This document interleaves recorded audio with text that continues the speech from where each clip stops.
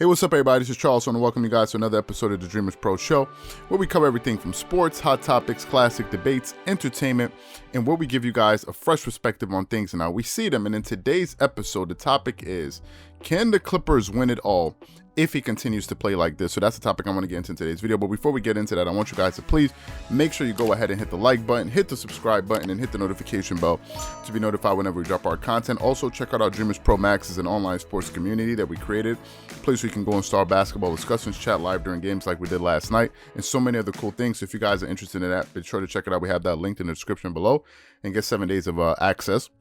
Also, make sure you go ahead and click the join button on the channel to receive loyalty badges and ensure that your comments are responded to whenever you leave them. So make sure you hit the join button next to the subscribe button on the channel. Anyway, let me get into this topic here. So last year, PG came under some heavy criticism for his lackluster performance that he had in the playoffs. Right, last year the Clippers had a lot of expectations going into the season and really going into the playoffs. A lot of people picked them to be one of the teams to come out of the Western Conference, right? But what ended up happening? We all know that the break that we had in the middle of the season because of the pandemic. Season restarted again, and then PG went in.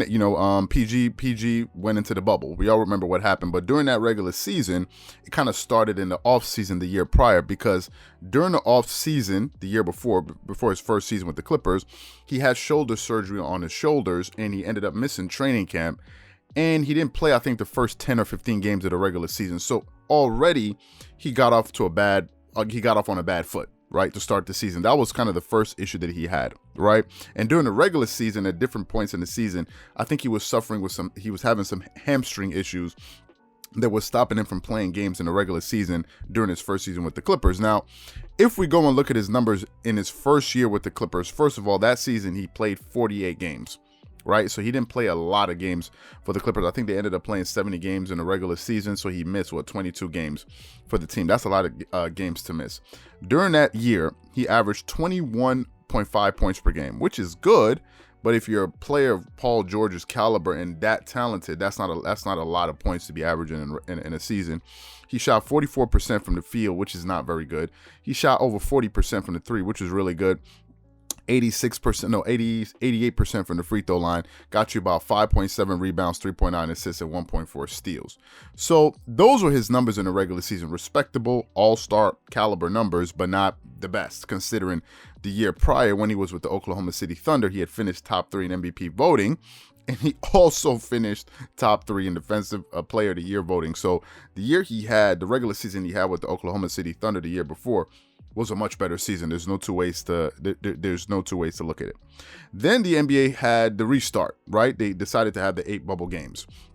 After that long hiatus, Paul George and other players in the league had a chance to kind of lick their wounds. So he goes into the bubble. In those 8 games, the 8 remaining games in the regular season, I think to make it 70, Paul George averages 25.5 points per game, and he shoots 50% from the 25.5 points per game and shoots 50% from the three in those 8 games, right? So looking at his numbers and looking at his looking at those numbers in those 8 games, I said to myself, the guy's healthy. This is what he can do when he's healthy. But then we all know what happened after that. Once the playoffs started, he completely regressed, right? And if I tell you, which I'm going to tell you, his playoff numbers, he got even worse. He went from averaging 21.5 points per game to 20 points per game. His field goal percentage dropped down to 39.8, so 40% to be kind. He shot 33% from the three. Free throw shooting was good, 90% from the free throw line. Got you more rebounds, about the same amount of assists, and just about the same amount of steals. But if you watched PG during that playoff run in the Orlando bubble, he was not the same guy. Some games he just refused to shoot.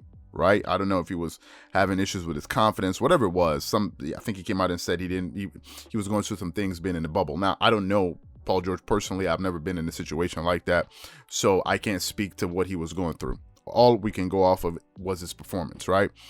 And after that, he was he was criticized heavily for his performance, right? And in the off season, he vowed to have a comeback year this year and really make up for what happened in the Orlando bubble, right?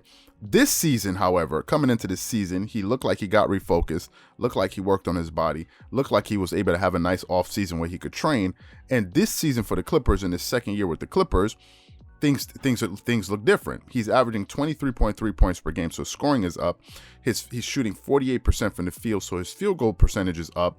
He's shooting 44% from the three. His 3-point shooting is up. He's shooting 89% from the free throw line. His free throw shooting is up. He's getting you about 6.2 rebounds this year, so he's rebounding more this year. He's getting you more assists. He's getting you 5.5 assists as opposed to 3.9 last year, and he's getting you roughly the same amount of steals. So Paul George this year has really bounced back, and he was an all-star, right? He showed you what he got, right? And a lot of people said, man, this is the Paul George we expected. Now, obviously, it's going to be impossible for him to average 28 points per game playing alongside Kawhi Leonard, who's averaging 26. I mean, like, how many shots is he going to take? Plus, the Clippers seem to have an equal opportunity offense where other guys can eat, right? You've seen games when Marcus Morris Sr. scored 33 points. You saw some games when Reggie Jackson goes off, right? So they kind of share the ball a lot, and I don't think they're kind of this type of duo that's like, okay, I get 25, I get my 25, you get your 25, and then we're happy, right? Doesn't seem to be the case there. Now, let's talk about PG over the last 4 games, because really this is what really provoked me to make this video. Over the last 4 games, Paul George has just been off the chart. Now, it's worth saying that it's worth noting that Kawhi Leonard has missed the last 2 games, so it's given Paul George a little bit of more free reign to shoot, right? He's been able to take more of the shots in the offense, and I think Kawhi missed the last 2 games, but I think he's going to play the next game when they play against the Philadelphia 76ers. I'm sure Kawhi Leonard is going to play. Over the last 4 games, listen to these numbers by Paul George. He's shooting 100% from the free throw line. Hasn't missed a free throw in the last 4 games. He's scoring 34 points per game. That's what he's averaging over this 4-game stretch. 34, right? That's crazy. He's shooting 56% from the field over the last 4 games. He's shooting 55% from the 3. He's getting you 5 rebounds, 6 assists, and 1.5 steals. So over the last 4 games, Paul George has really stepped up his play in all facets of basketball. Right? He's rebounding. He's assisting the ball really well. He's scoring. You see him attacking the basket with force, getting dunks. I mean, yesterday, the last 2 games, he pulled off some sensational dunks. I think earlier, maybe over the 3 games prior, he was having some issues with his toe. I forgot the issue that was bothering him, but now it looks like he can push off of his toe really well and get some explosiveness and finish above the rim. So he looks like he's been playing really well, right? Now, this and after the game, he was questioned by Shaq on TNT. They said, listen, Shaq said, Shaq is a straight shooter. They said, listen, what are you guys' expectations for the season? Because to me, if you guys don't make it to the finals or at least win it, is it championship or bust? To me, I think it's a bust. And Paul George said our goal is to first get to the conference finals first, right? And ultimately be the last team standing. That's what he said. And I agree with him. You have this level of talent. You as Paul George, as talented as you are, as deep as the Clippers are, they don't have any weaknesses. They got the point guard that they were looking for, Rajon Rondo. They got Serge Ibaka. They got DeMarcus Cousins. So they have enough size in the interior, something they didn't have last year. So I can't point to any particular spot on their roster and say, okay, this is a weakness. They have the coach that they want, right? So everything seems to be in place. Guys are pretty much healthy for the most part. I think Serge is going to come back by the time the playoffs start. I think Patrick Beverley is going to be ready by the time the playoff begins, right? We're about a month and about 5-6 weeks away from the playoffs starting, right? So the Clippers seem to be primed to make a long or a deep playoff run. And Paul George has admitted as much. Now, here's the point I'm trying to make in all of this. The point I'm trying to make is this.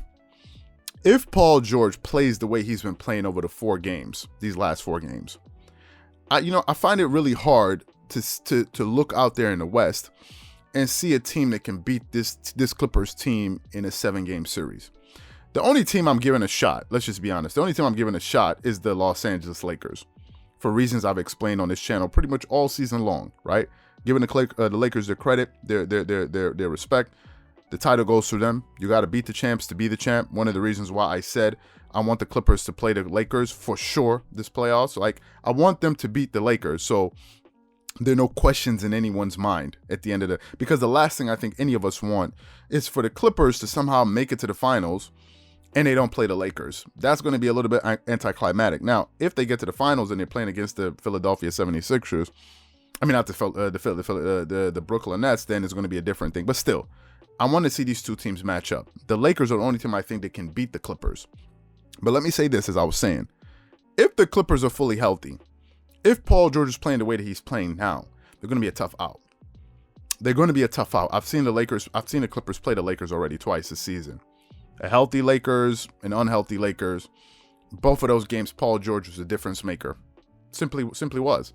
I think the last time he played against, no. He played against the Suns. He had 7 out of 9. I think when he played against the Lakers, he had 5 out of 9 3-point shots that he attempted. Right? Paul George seems to play really well against the Lakers for whatever reason. Right? Had some decent games against them last season as well.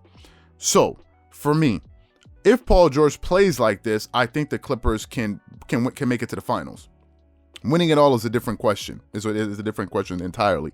But can they get to the finals if he's playing like this? Absolutely. Because I expect Kawhi Leonard to raise his level of play. I expect Rondo to be a factor. I expect Serge Ibaka to be a factor. I expect Tyronn Lue to make the necessary adjustments in the playoffs. Paul George is really the X factor. He's the guy that we're kind of unsure about. If he balls out and he's playing like this, Clippers have a shot.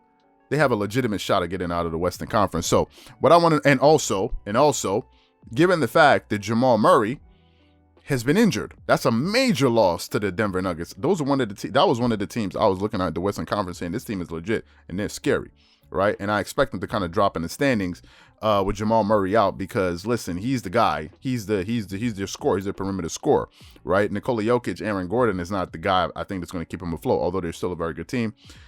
Stephen A. Smith was talking about Michael Porter Jr. Whatever. I still think Jamal Murray was the guy. Was their second banana, so to speak. So with him being out, I think it kind of takes Denver out of it. Although I still think they're going to be a playoff team, but obviously I don't think they're going to be what they would be had he been healthy, had he been playing, right? And with that torn ACL, we don't know when he's going to come back. We don't have a timetable on his return. That being said, I think the Clippers have the experience to do it. I think they have the personnel to do it. But Paul George is going to be the X factor. If he plays like this, they're going to be a tough out. So what I want to know from you guys is, do you think if Paul George plays like this, the Clippers are going to have a legitimate shot to get to the NBA Finals and he's going to be the X factor? Or you think, listen, no matter what, the Lakers are going to come out of the Western Conference? Whatever you guys think, please leave your thoughts and comments in the comment section below. Again, if you enjoyed the video, be sure to make sure you go ahead and hit the like button, hit the subscribe button, hit the notification bell to be notified whenever we drop our content. Once again, this is Charles here from Dreamerspro. Wishing you guys an amazing day and catch you guys on the next episode.